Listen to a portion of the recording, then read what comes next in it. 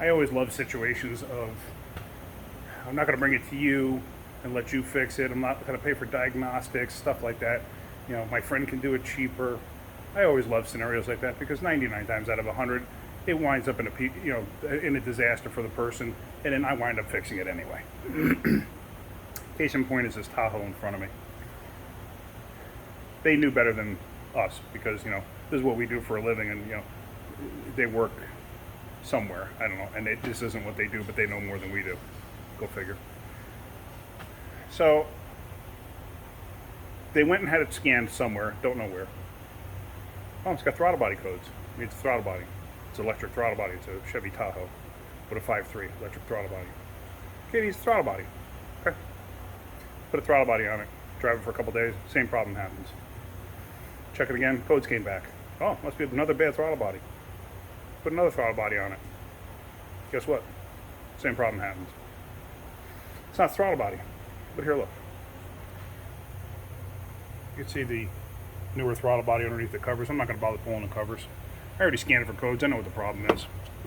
But I'm going to scan it for codes right now and show you.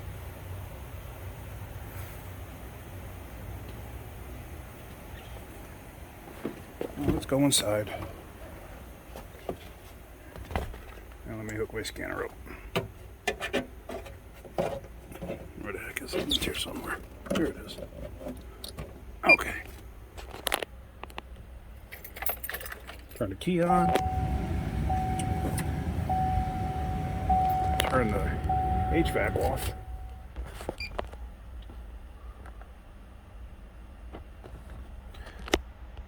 Turn that off.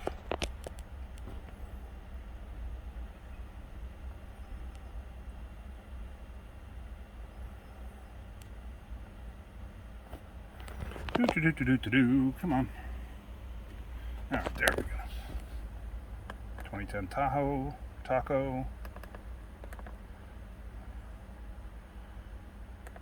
Codes. Display codes.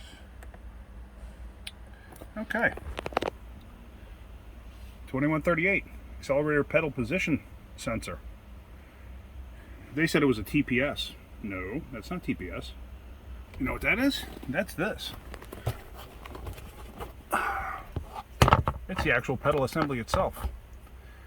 Now, I've already checked it out, and if you watched with the scanner, you can actually, intermittently, you can actually see it.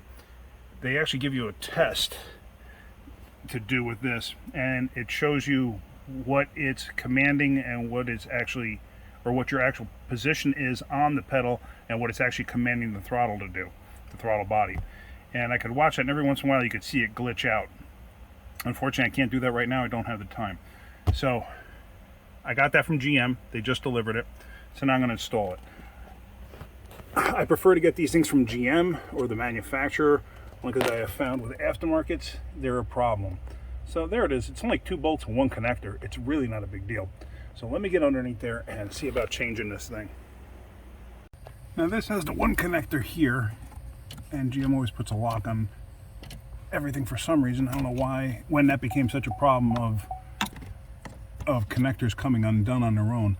And then it's got an Allen head here and an Allen head up top. I may have to take this piece of ducting out of the way to get to that top one. So let me find out what size Allen that is, or Torx rather. That's a Torx, not an Allen. Let's see. Yeah, that's a Torx. So let me get that out of the way and see about taking this duct out of the way. See if I can see. I was able to get that top bolt out using this. I got these long Blue Point Torx bits, so I was able to get this up and then top without taking that vent out, that lower vent. So now I just got to take that 1 lower bolt out, and this whole thing will come right out. And once you have that lower bolt out, that's it. The whole thing comes right out. Piece of cake. Very simple. So now it's out, and I'm just going to swap it over. May have to do a calibration with the scanner. It may require it. I'm not 100% certain. But yeah, so anyway, like I said, I always get these things from GM. Sometimes you can get them aftermarket. Dorman does make them for certain vehicles. I have used them, and honestly, I don't like them. I don't like the fit, finish, quality, stuff like that. Not sure how well they last, but for the price, I'd rather just get this. This thing was not an incredible amount of money, 140 bucks. It's not bad for this whole assembly. So let me get the new one in and let's get going. All right, so now the pedal's all in, plugged in, everything else. It's 2 bolts and 1 connector. It's simple, really simple. So now key on, engine power is reduced, see that?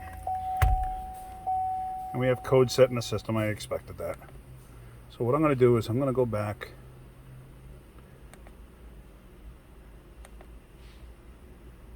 I'm gonna clear code. All right, so that's that. Now let's start it up. Now I gotta look to see, actually let me turn the AC back on because it's hot in here. Let me just see, functional tests.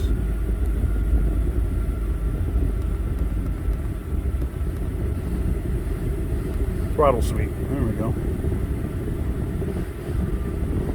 Okay, I'm gonna shut the AC back off. So now it's ignition on, engine off. Continue. Ready for a test. Okay, blah, blah, blah, blah. Select forward. I'm assuming that just means that. So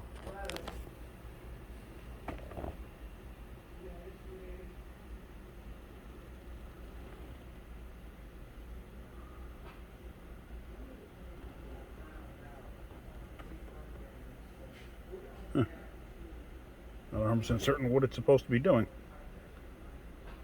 but you could see the TP sensor voltages.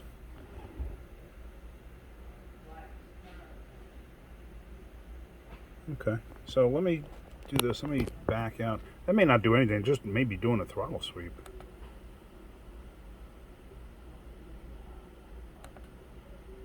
Although it said test stopped. Let me play with that for a minute and just see. Okay, that really did nothing for me, so I don't know what the test was all about in the first place. So there is nothing else that I can find for that.